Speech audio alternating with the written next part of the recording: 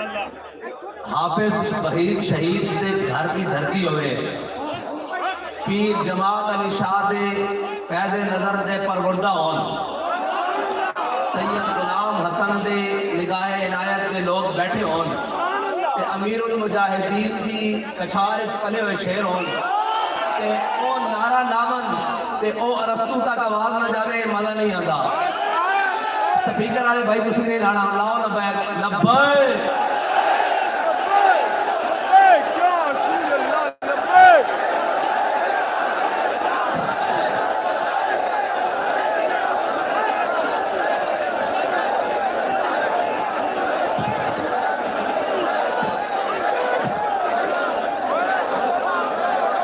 پنڈال والے جڑے باہر آئے ہیں جلسے چ آئے یا نہیں اگر آئے تو کھڑے ہاتھ کرو لبیک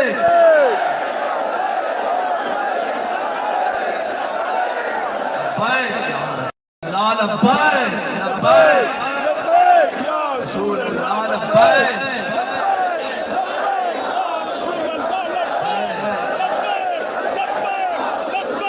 بھائی دشمن کی مندر کہ وہ نعرہ جس میں کسی قائد کی ضرورت نہیں قائد بھاوے جیلہ چون بھاوے گھر بیٹھے ہون بھاوے جناب کتنے سکے ہون بھاوے جو مرضی اپنے مصروفیات ہون اے اور نعرہ جدو حضور دے غلام جمع ہونے نے اپنے آپ ہاتھ آسمان کی طرف بلند ہونے نے اور عرض کی تھی جانی یا رسول اللہ اسی اتنے بھی حاضر قبر میں بھی حاضر کل حشر سے بھی حاضر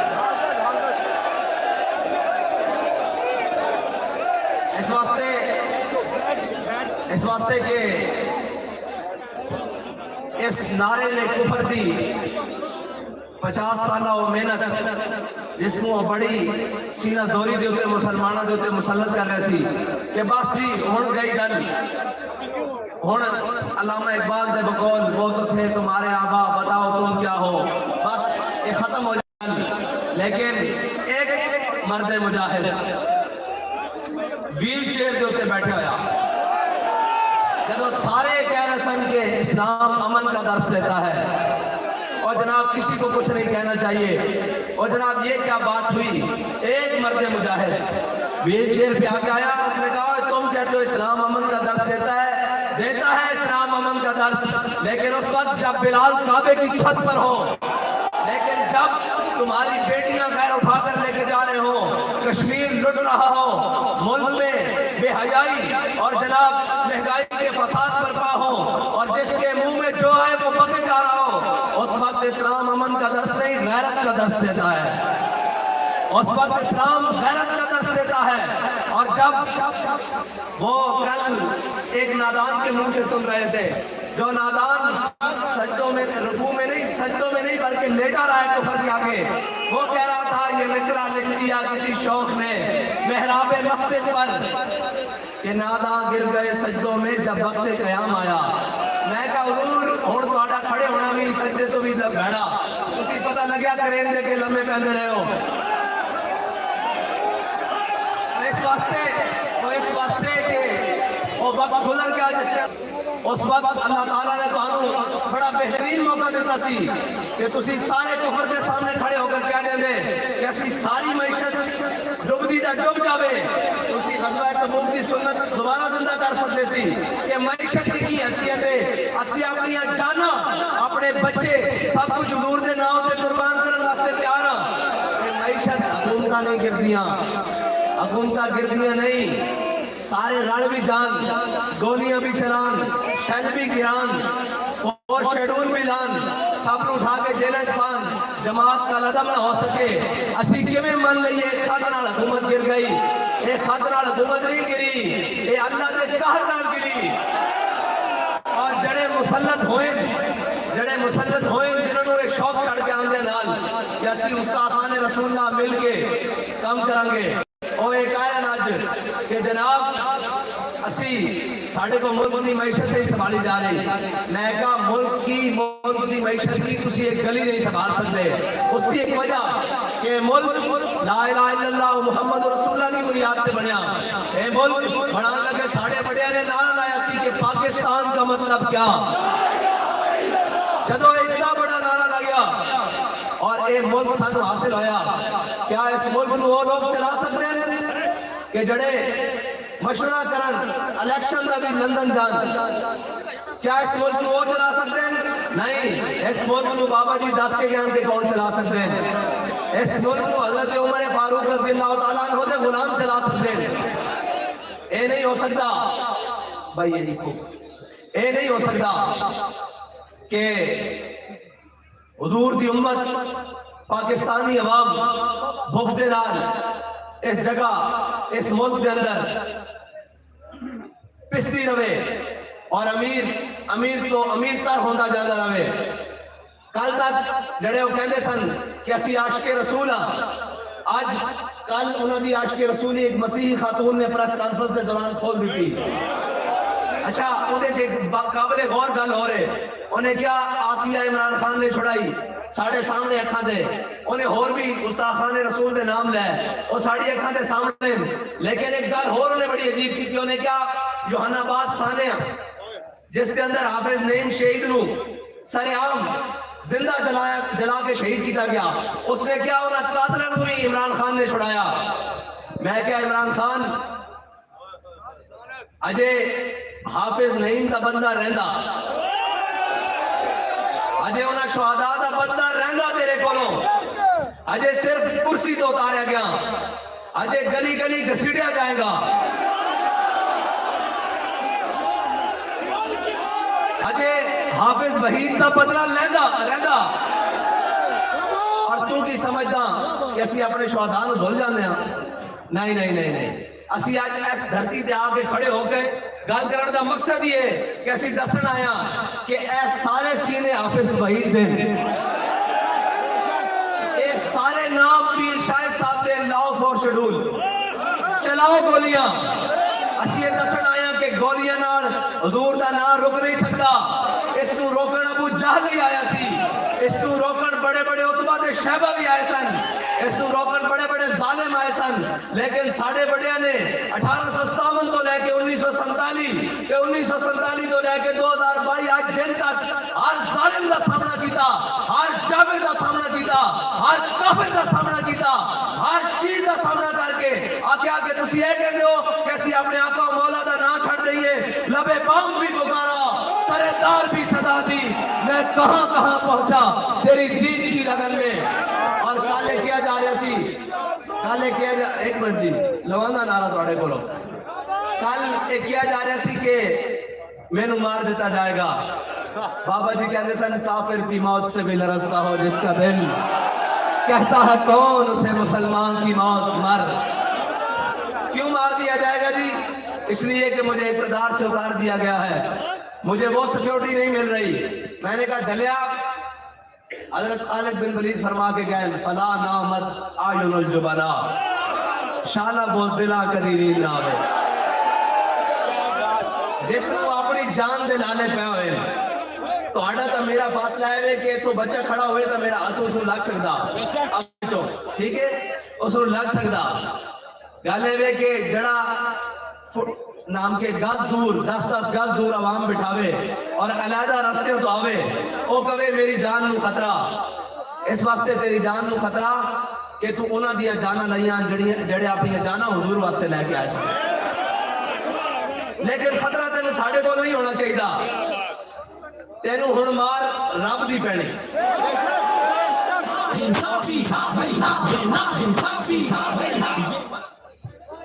تینوں پکڑ رب دی آنی، اور تو یہ سمجھدا بہرحال اس کو زیادہ اس واسطے بھی نہیں کہ شیطان جدو جنت چو کڑیا گیا آج تک روڑا پا رہا نا، اندہ حال بھی اتنا کہ اقتدار تو چلے آیا تو روڑا پڑنا شروع ہو گیا، اس کو زیادہ تر اس کی حیثیت نہیں ہے۔ اور ایک کہنے تاجدار ختم نبوت، تاجدار ختم نبوت، تاجدار ختم نبوت، تاجدار ختم نبوت،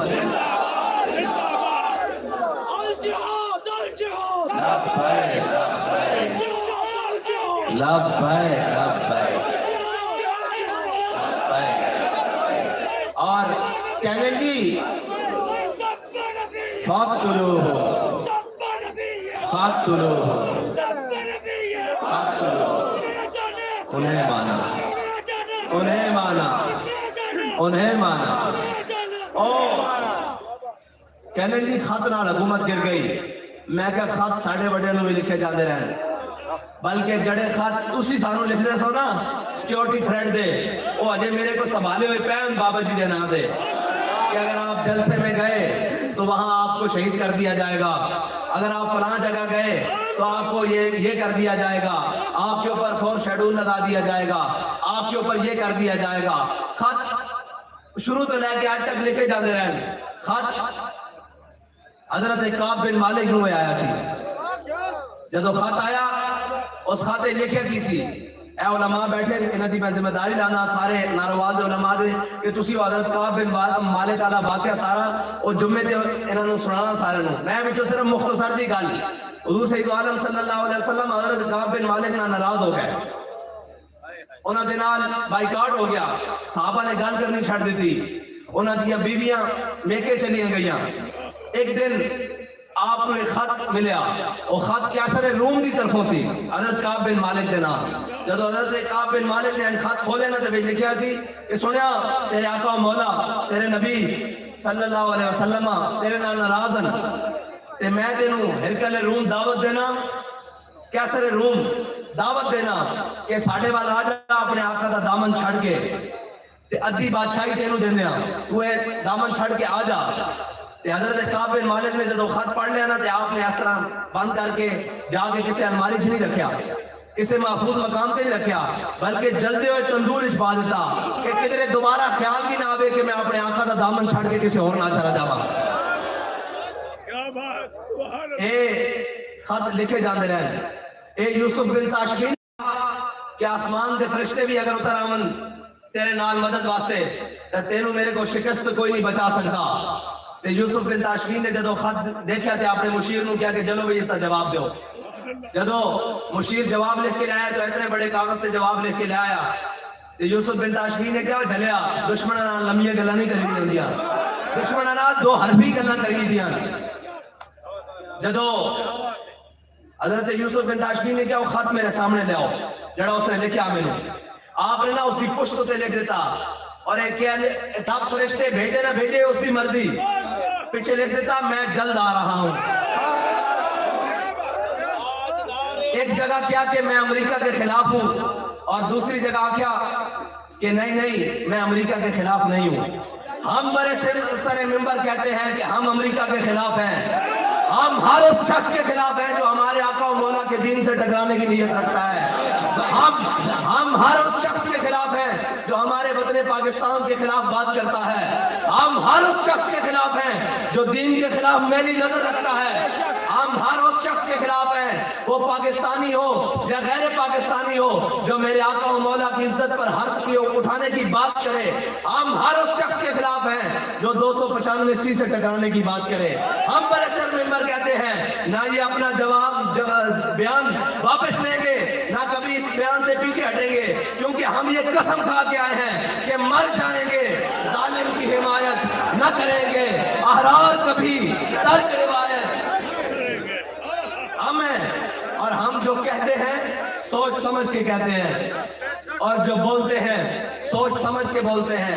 ہمارا قائد وہ قائد ہے جس نے اپنے کہا ہوا ایک جملہ اس کی ایک زبر بھی اوپر نیچے نہیں کی. ساری دنیا مخالف کھڑی ہو گئی، اپنے بھی بیگانے بھی، اپنے بھی خفا مجھ سے بیگانے بھی ناخوش کہ میں زہر ہلاہل کو کبھی کہہ نہ سکا کل.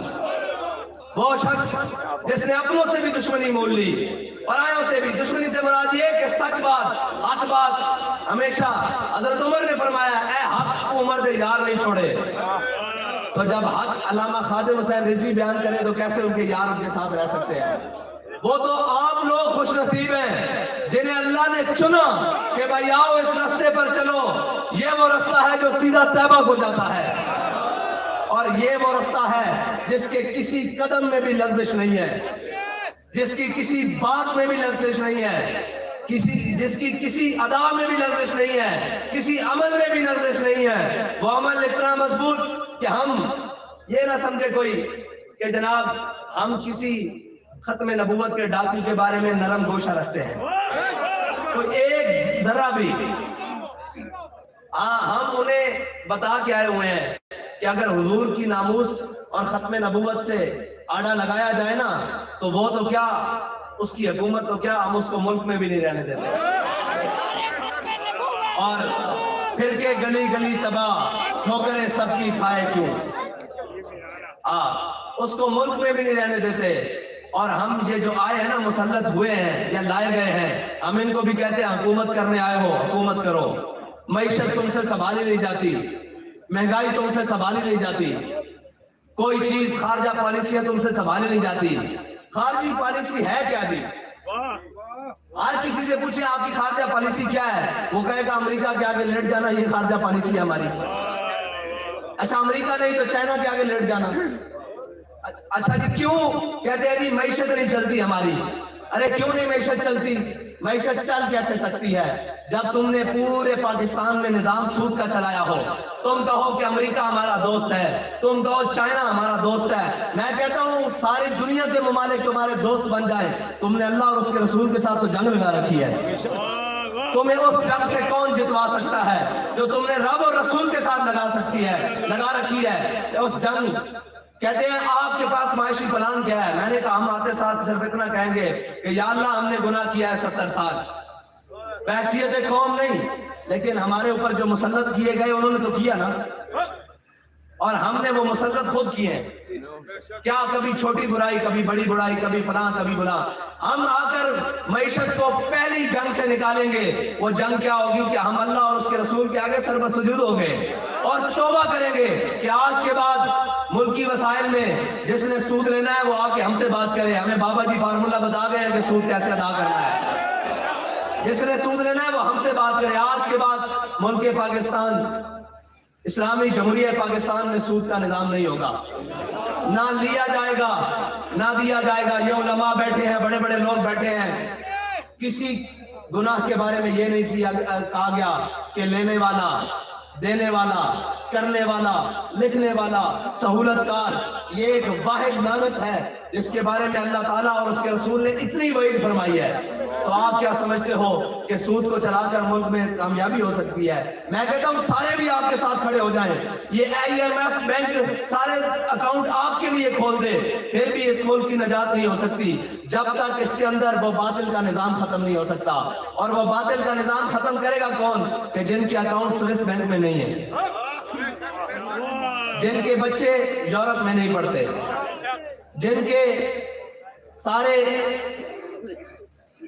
اثاثے امریکہ میں نہیں ہیں، وہی آگے کر سکتا ہے جس کو کسی کافر کا کوئی بھار نہیں ہے، کسی منافق کے ساتھ اس کی کوئی یاری نہیں ہے، جس کے دوست مودی اور جنرل نہیں ہے، وہی آگے کر سکتا ہے، کیونکہ اس کو پتا ہے کہ یہ حضور کی امت ہے اور حضور کی امت کے ساتھ بھلا کرنا ہے۔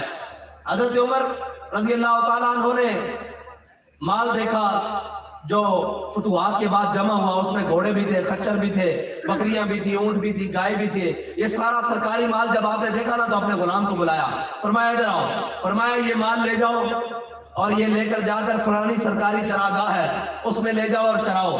اور آگے کیا فرمایا؟ بڑی گہری بات ہے، آپ نے فرمایا ابن عوف اور ابن عفان کے مال کو سرکاری چراگاہ کے قریب نہیں آنے دینا۔ اب ابن عوف کون ہے؟ حضرت عبد الرحمن بن عوف جو عشرہ مبشرہ ہے، اور ابن عفان کون ہے؟ یہ حضرت عثمان غنی ہے، تیسرے خلیفہ ہے اور عشرہ مبشرہ میں بھی ہے اور بڑی شانوں والے ہیں اور ذو النورین بھی ہیں۔ حضرت عمر نے فرمایا ان کے مال کو سرکاری چراگاہ کے قریب نہیں آنے دینا۔ انہوں نے پوچھا کیوں جی؟ آپ نے فرمایا جو تھوڑے تھوڑے مال والے ہو نا، 10 15 بکریوں والے، جانوروں والے، ان کو ضرور آنے دینا۔ انہوں نے کہا جی کیوں؟ آپ نے فرمایا ان کے پاس اپنا گزارا کرنے کے لیے یہی چند جانور ہیں۔ ابن عفان اور ابن عوف کے پاس بڑے مال و زر ہیں، ان کے پاس باغات ہیں، ان کے پاس جناب مال و زر ہے، یہ اپنا گزارا کر لیں گے، لیکن ان غریبوں کا کیا ہوگا؟ آج ہوتا کیا ہے کہ بیریا ٹاؤن اور DHA میں لائٹ نہیں جاتی لیکن غریبوں کی بستیوں میں لائٹ جاتی ہے۔ حکومتوں کے کام یہ نہیں ہوتے کہ امیروں کو فیسیلیٹیٹ کریں، جو جنریٹر کی ڈیزل کو افورڈ کر سکتے ہیں، جو جنریٹر کے پیٹرول کو جلا سکتے ہیں، ان کے ہاں بجلی بھیجو کہ ان کے پاس وسائل ہیں، ان کی بجلی بند کرو۔ لیکن جو غریب بل دینے سے تنگ ہے اس کی بجلی بھی بند کر دو کہ وہ بیچارہ کیا کرے گا؟ اگر اسلام کا نظام ہو تو وہ امیروں سے کھینچ کر غریبوں کے منہ میں ڈالتا ہے، لیکن اگر باطل کا نظام حضور کے دین میں ہے، وہ دین کہ جس کے ساتھ عمر لگے تو امیر المومنین بن جائے، اور اگر کوئی حبشی غلام لگے تو وہ بلال حبشی بن جائے، وہ نظام ہم حضور سید عالم صلی اللہ علیہ وسلم کے نظام کی بات کرتے ہیں۔ اور علامہ اقبال نے کہا تھا الحذر آئین پیغمبر سے 100 بار الحذر۔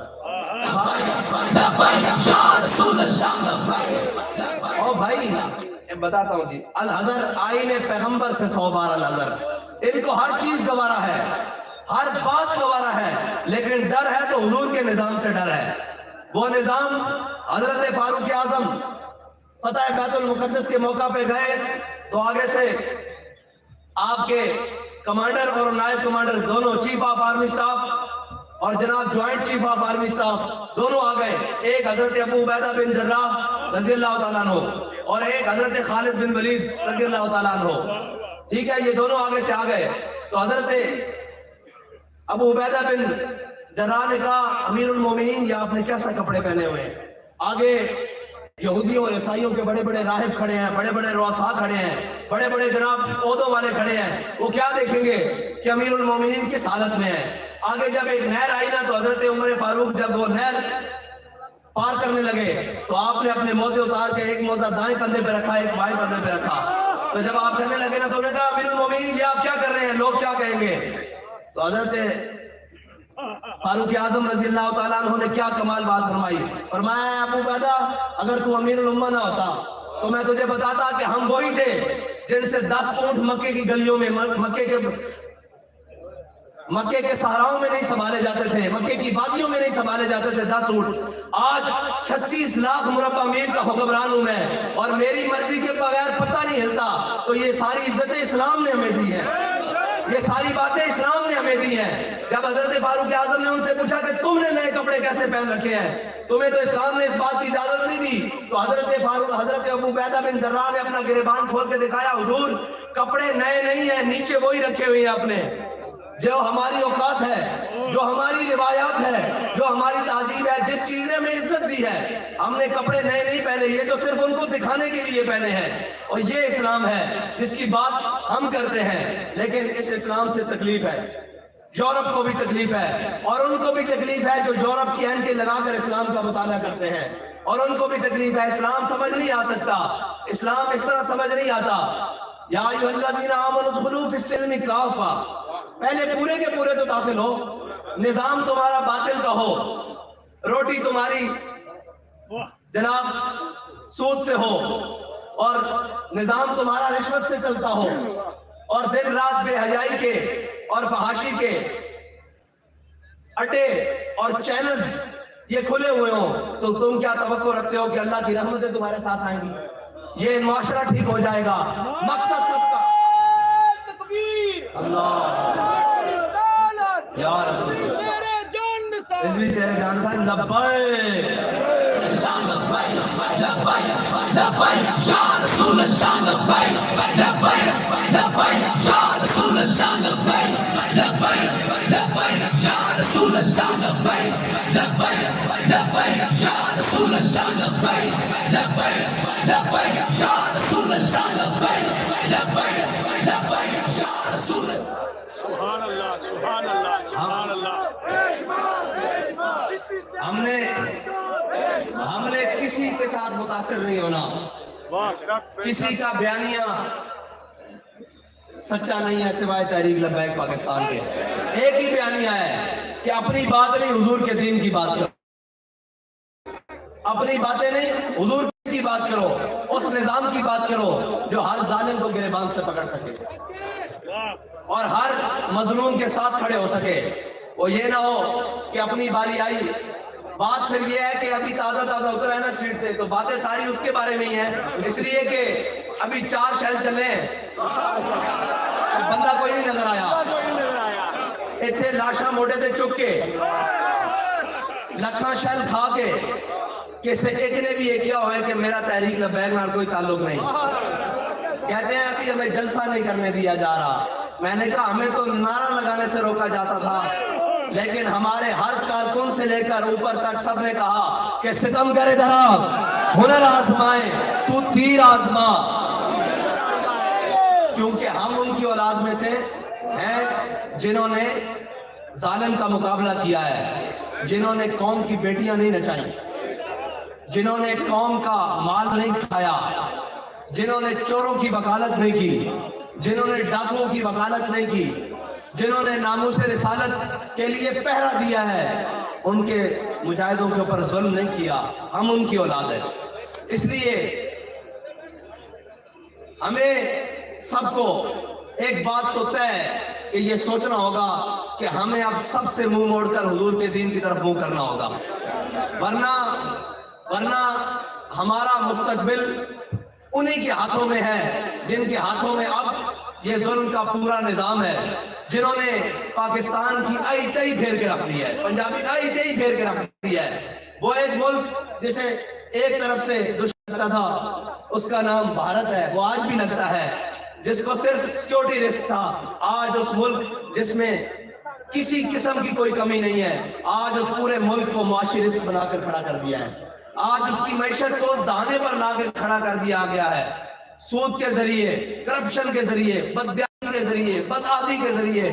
جو کچھ ہو سکا اس ملک کو زخم دیے گئے، جتنے ہو سکے اس ملک کو زخم دیے گئے. وہ کہتے ہیں کہ آپ کہاں سے نکل آئے ہیں؟ میں نے کہا ہم نکلے نہیں ہیں، اللہ تعالیٰ نے پاکستانیوں کو پھر ایک موقع، وہ تحریک لبیک پاکستان کی صورت میں کہ ہو سکتا ہے تمہاری نجات، تمہاری بھلائی ہو جائے، لیکن اس کے لیے قوم کو فیصلہ کرنا ہوگا کہ ہمیں ان چوروں سے، ان لٹیروں سے جان چھڑانی ہے، اور اب وہ نظام اور وہ لوگ لے کر آنے ہیں. کہتے ہیں جی پڑھے لکھے لوگ. میں نے کہا پڑھے لکھوں نے تو پاکستان کو باڑا ہے، کون سا ان پڑھ تھا؟ یہ کہتے ہیں جی امپورٹڈ حکومت. میں نے کہا جی شہباز گل کہاں سے آئے؟ یہ سارے کہاں سے آئے؟ آپ کی پوری کابینہ امپورٹڈ تھی، ساری چیزیں اب بھی امپورٹڈ ہے. یہ ابھی آپ کو پتا ہے کہ ملک الیکشن پاکستان میں ہونے ہیں، مشورہ لندن کرنے چلے گئے. یہ لانتی جنہوں نے آ کر پہلے بھی پاکستان کو لوٹا، پاکستان کے مزید کھڑے ہو گئے ہیں، یہ وہ سارے جمع ہو چکے ہیں پاکستان کے خلاف اور اہلیان پاکستان کے خلاف. اور پاکستان کی بقا اب اسی میں ہے کہ جو بابا جی نعرہ دے کے گئے ہیں کہ آیا آیا. ہاں، محمد عربی صلی اللہ علیہ وسلم کا دین ہے جو ہر چیز کو درست رکھ سکتا ہے اور ہر بات کو درست رکھتا ہے. اور وہ دین خالی خشکوں کا دین نہیں، وہ دین بھی نہیں کہ جس میں صرف لوٹا بسترا مسلح ہو اور صرف باتیں ہوں. نہیں، وہ دین نہیں. علامہ اقبال سے کہتے ہیں کہ وہ دین کون سا؟ علامہ اقبال کہتا ہے عقل و دل و نگاہ کا مرشد اولی ہے عشق، عشق نہ ہو تو شرو دی بت قدہ تصورات. کہتے ہیں حضرت خالد بن ولید کو کسی جنگ میں شکست کیوں نہیں ہوئی تو کسی نے پوچھا خالد آپ بڑے طاقت والے ہیں، آپ بڑے مجاہد ہیں، آپ کے پاس بڑی تلوار دھنی ہے، آپ بڑے جنگ کے فن کو جانتے ہیں. تو آپ نے فرمایا نہیں ہو جھلے ہو، اس وجہ نہ نہیں. خالد نے اپنے آقا مولا دے پیشانی دے بال اپنی ٹوپی چ رکھے ہوئے ہیں، جدھر منہ کردا اللہ تعالیٰ فتح دیندا جاندا. اس واسطے اسی گلوں نے ڈردے کہ اسی ناکام ہو جاواں گے، اس واسطے کہ اسی اپنے دلوں میں حضور دی محبت رکھی ہوئی، اور وہ محبت جس نے اتنے بھی جگمگانا اور آخرت میں بھی جگمگانا اور ہر اندھیری رات جو چرا گئے. اسی وہ محبت لے کے اگر فیض آباد جائیے تو اللہ تعالیٰ سانو ناکام نہیں کرتا. اسی وہ محبت لے کے صرف پنڈی تک پہنچیے تو اس گیرٹ بیلڈر گستاخ کو اپنے کام روکنے پہنے، اور اسی یہ محبت لے کے وزیر آباد آئیے تو پوری حکومت تک ہر چیز پلٹ کے رکھ دینا. اور جس میدان میں چاہیے اللہ تعالیٰ سانو فتح دینا. اس دی وجہ ساڑا کوئی کمال نہیں، اس دی وجہ کہ ساڑے دنوں میں حضور دی محبت ہے. دنیا دی کوئی لالچ نہیں، اقتدار دی کوئی لالچ نہیں، کوئی حوث نہیں کسی قسم دی.